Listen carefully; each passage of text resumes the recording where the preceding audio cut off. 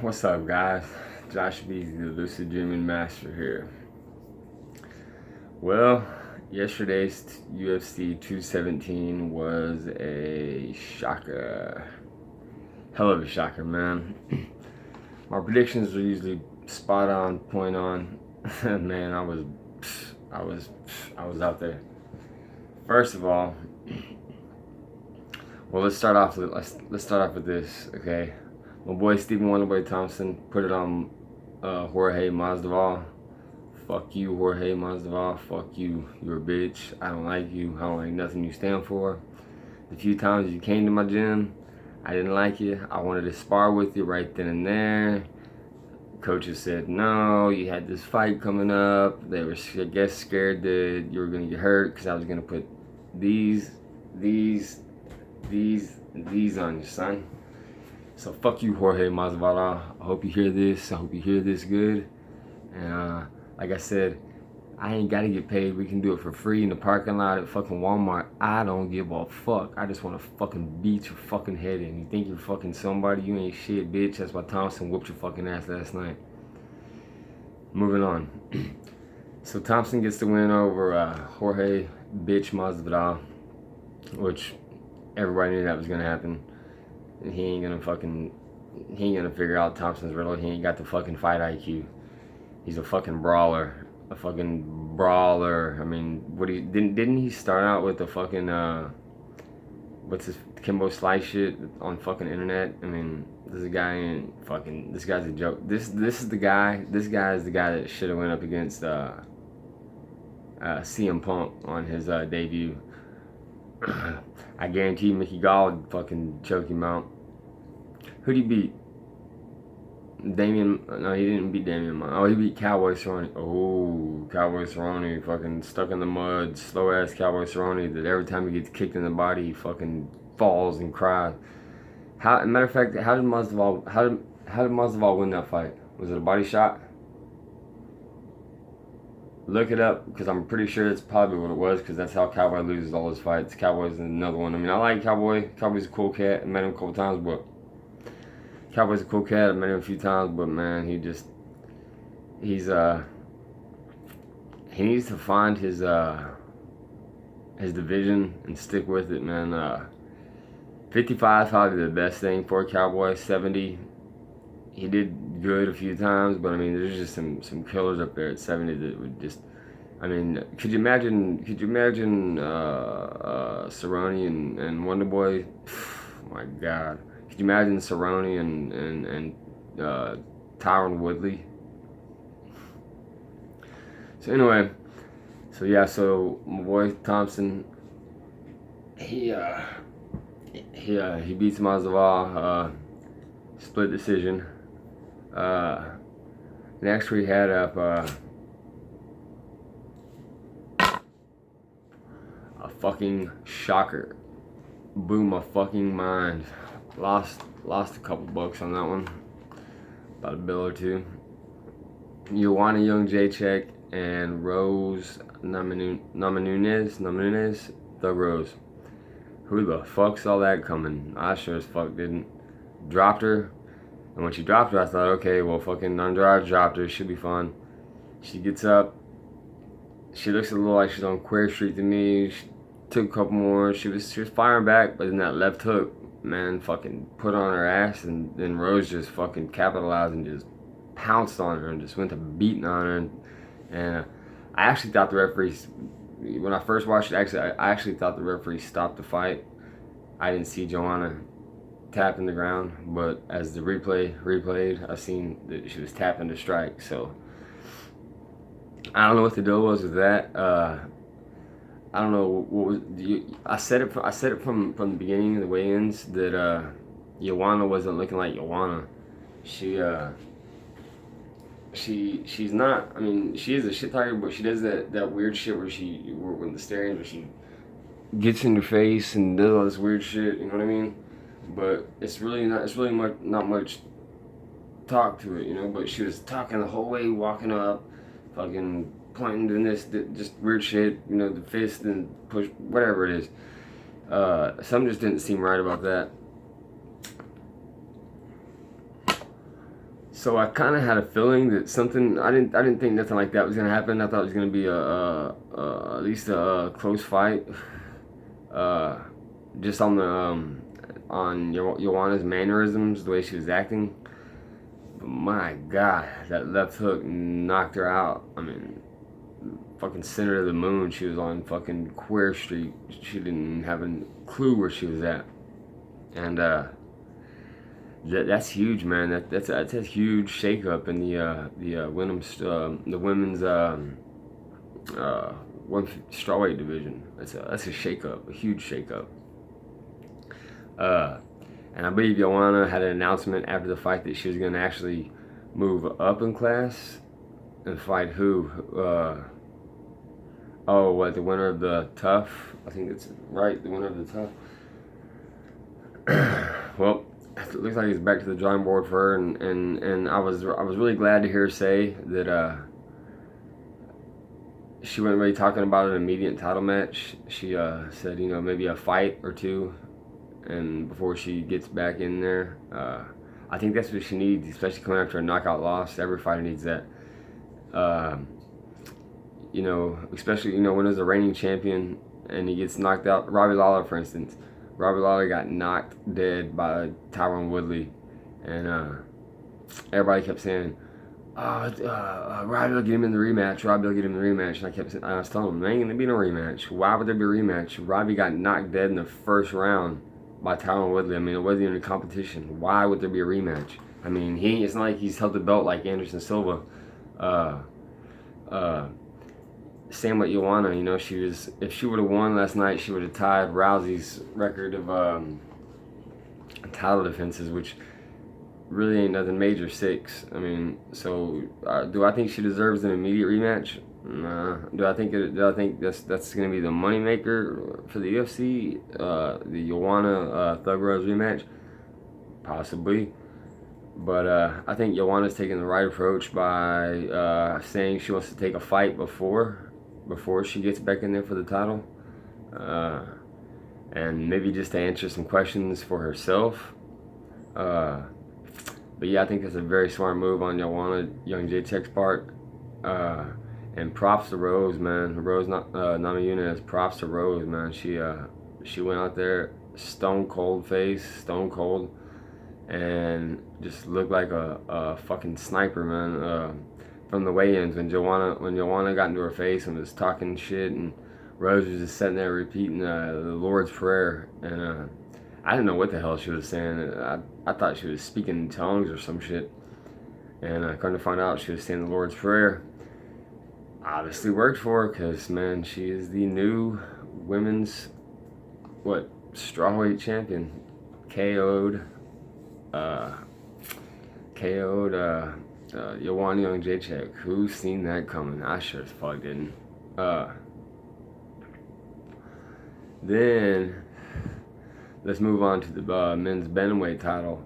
Cody No Love Garbrandt, and TJ Snake in the Grass Dillashaw.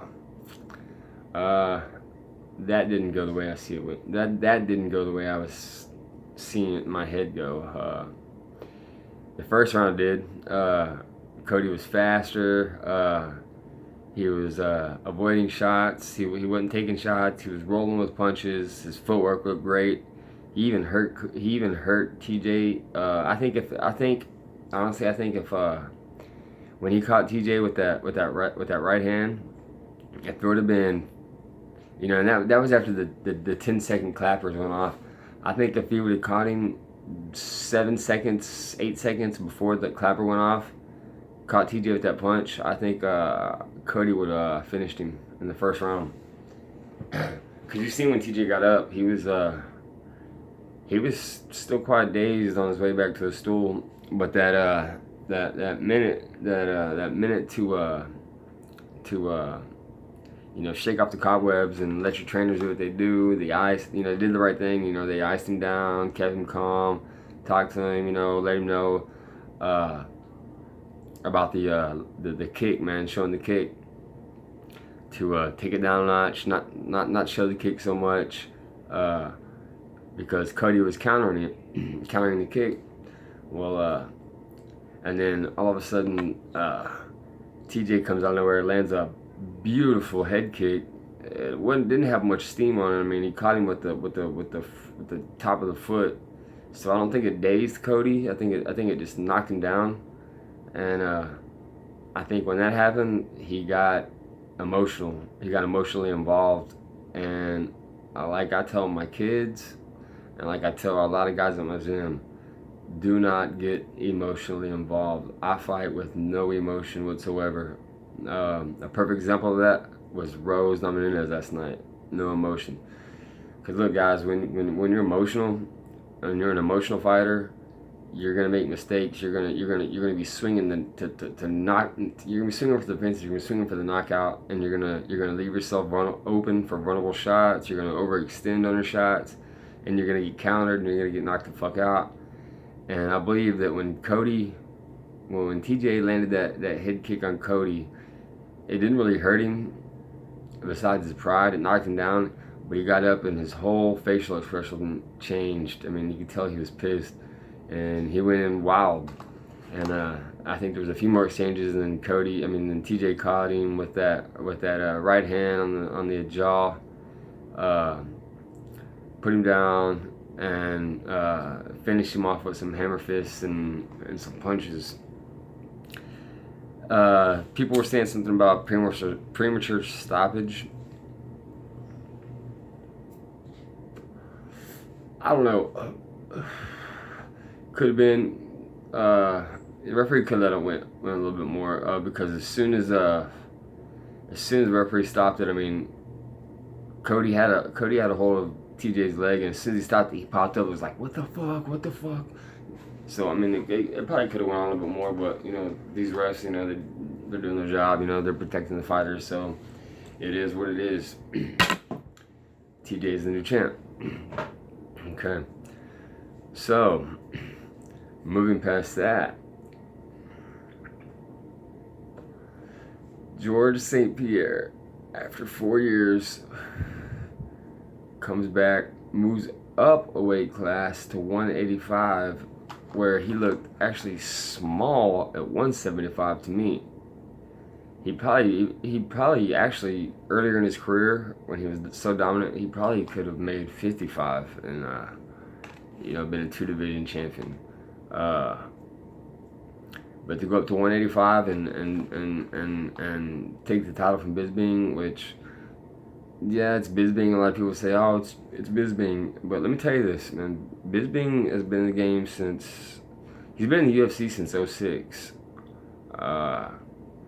But I mean, he's been fighting for years and years and years and years. I mean, he's not new to this. He's a lot of people say he's a joke, but Bisping, man, he has the most wins in UFC history with, I think, 20 or 21, something like that. Bisping ain't no joke, man. I mean, I don't think he's championship material.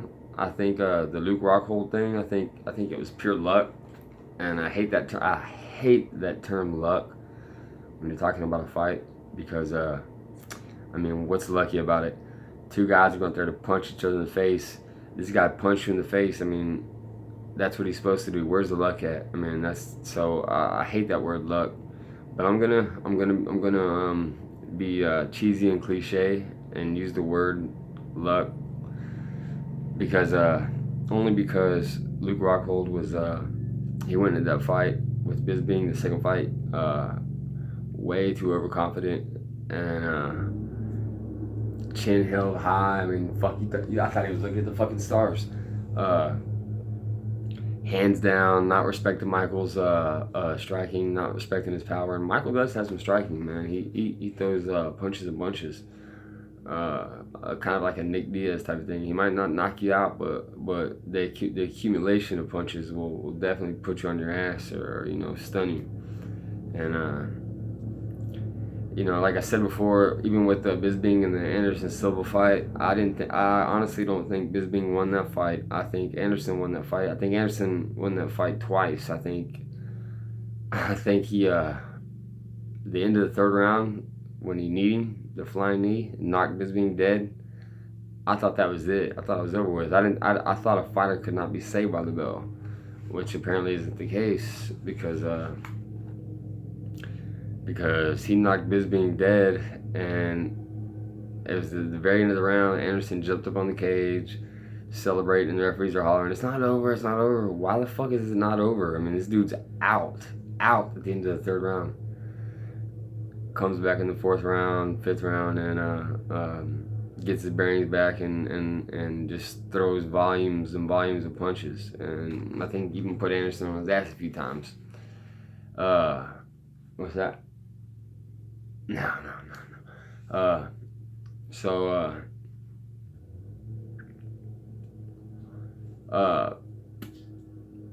Bisping going up to 185, man. I thought it was gonna be. I thought he was gonna look way smaller, but he actually looked bigger than Bisping. And then I thought, okay, the extra muscle mass he packed on is gonna be a motherfucker for him. He's gonna gas early, kind of like how Conor did in the first Diaz fight. And second round, I was starting to see it. I was starting to see fatigue set in for GSP. His punches wasn't coming his punches didn't have the snap on them. They wasn't crisp, clean. His head wasn't moving off the center line as well. But I mean, that showed the heart of a champion, man. He hung in there, survived adversity, landed a beautiful shot on Bisping, and was able to counter by getting on the ground, landing some shots, stopping him up, taking his back, and putting him to sleep. And I don't mean getting him in the rear naked choke and Bisping tapping. I mean Bisping went night-night. Z's, snoring, out, cold, sleeping. And we have a new 185-pound champion. Now, is Bisping gonna stay at 185? I really doubt it. It's not his weight division. Even though he won the title, he didn't look good. I mean, he looked good, but he didn't look good. He, like I said, I think the extra muscle mass affected him, affected his endurance, affected his gas tank. I think if Bisping, if GSP does decide to return, he needs to either go back down to 170 or even make an attempt at 155. I think he could make 155. He's an athlete. He knows his body better than everybody else. I think he could make 155, and then that would set up I would set up a fight between Conor and GSP, which would fucking blow the Conor and Nate Diaz fight out of the water, money wise, gate wise, pay-per-view wise, and that's provided Conor gets past Tony. Which, watching Tony's fight against what's his name, loudmouth, fucking another cat I don't like. Now, when I say I don't like these guys, don't get me wrong. I do like these guys. I respect these guys. It's their styles. When I say I don't like them, it's their styles I don't like. But there's something about Kevin Lee. I just don't like the guy. I don't know what it is. I don't like the guy. I don't want to say excellent fighter because he's not. He's a decent fighter. Decent fighters. That's the best way I can sum it up. He's a decent fighter. The fight with Michael Chiesa, I thought was a little controversy to that. I don't think Michael Chiesa was out. I think what's his face? The ref. Oh shit! Fucking the one that makes it a little hard, like a little 14-year-old girl. Shit. Anyway, I think he stopped it a little premature. He's seen Kiesa's hands go down. He said he's seen him fall limp. I watched it over and over again. It didn't really fall limp. It looked like to me like he had his hands here, plotting his next move, like he was gonna grab this hand and try to switch to this. But they caught anyway. Past is the past, present's present, whatever. So congrats to George for coming up to 185 and dethroning Bisping on the title and becoming the new 185-pound champion, new middleweight champion. But if George stays in this middleweight division, oh my God, look at the killers in this division. I mean, look at the interim champion, Robert Whittaker.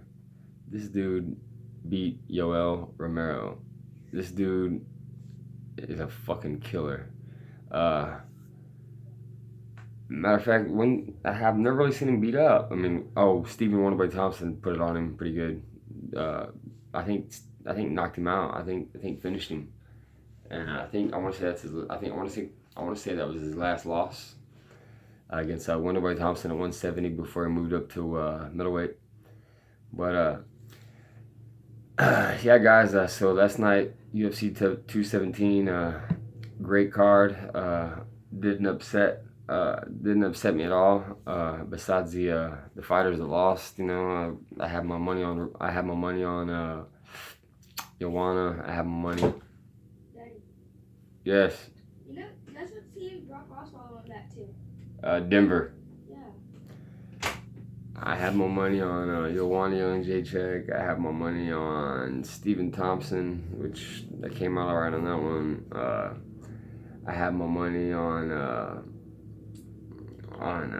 Bisping, just because of the fact that he was the bigger man, and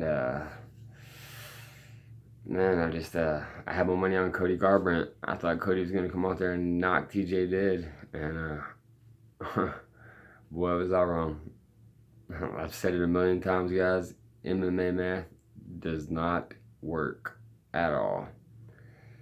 Alright, guys, well, I just wanted to touch base with you and give you a little rundown on the UFC 217 last night. I'm going to be putting out some videos here shortly today. A little bit more on some lucid dreaming techniques that I picked up at a seminar that I really want you guys to try. And also, I've got some more information yesterday on this Stephen Paddock cat, this Las Vegas shooting, this whole Las Vegas shooting incident thing. Is it legit? Is it a conspiracy theory? I don't know. But am I gonna find out? You goddamn right I am. Like I said, my father and my grandfather are, my grandfather retired from the military, a very high-ranking official. My father retired from the military, very high-ranking official. They both work with the police force, ballistics, CSI. So I hear a lot of shit. I hear them talking to a lot of people. So guys, do me a favor. Hit subscribe, hit like, hit the bell, get the notifications, because we're about to talk about a lot of shit. And we're gonna get this shit squared away, man. I'm telling you, this Vegas shit, something's fishy about it. Something's fishy about it, real fishy. But we'll talk about that in a later video. This was the UFC 217 breakdown. Again, Johnny Hendricks lost. Stephen Wonderboy Thompson beat Jorge Masvidal via split decision with just pretty much total domination. Rose Namajunas, fucking Thug Rose knocks out Joanna Jędrzejczyk to become the third female strawweight champion, 100 champion. Props to Thug Rose. Good job. I didn't see it happening. I don't think half the world seen it happening. You did. You stayed focused. You did everything you're supposed to do. So you got my props, Rose. Even though you took out one of my favorite fighters, which Rose is one of my favorites too. But Joanna, she's the woman. But props to Rose for taking out Joanna with an excellent left hook. Beautiful. And becoming the new strawweight champion. And then props to TJ Dillashaw for taking out Cody Garbrandt, which I thought was not going to happen at all. I didn't think that TJ would last a round. I didn't think he would last a round, and at most I thought he would get finished in the second round. And ironically, that's when he finished Cody's second round. He become the new men's 135-pound bantamweight champion. So props to TJ Dillashaw, and then props to George St. Pierre for coming back after 4 years. This ring rust shit, I've never been a believer of it. I've heard guys say, "Oh, it's true, it's true." I've been out, up tore ACLs, been out for 8-9 months, came back, and that felt like I've never left a step. So I don't believe in that ring rust shit. But St. Pierre came in and just looked phenomenal. That jab was nice. He got the takedown. Michael did say he would get up every time he got took down, and he did. But when George caught him with that left-hand shot, dropped him, softened him up with some ground and pound, and sunk in that rear-naked choke and put him to sleep. I mean, he didn't even tap. The boy went to sleep. The boy was asleep.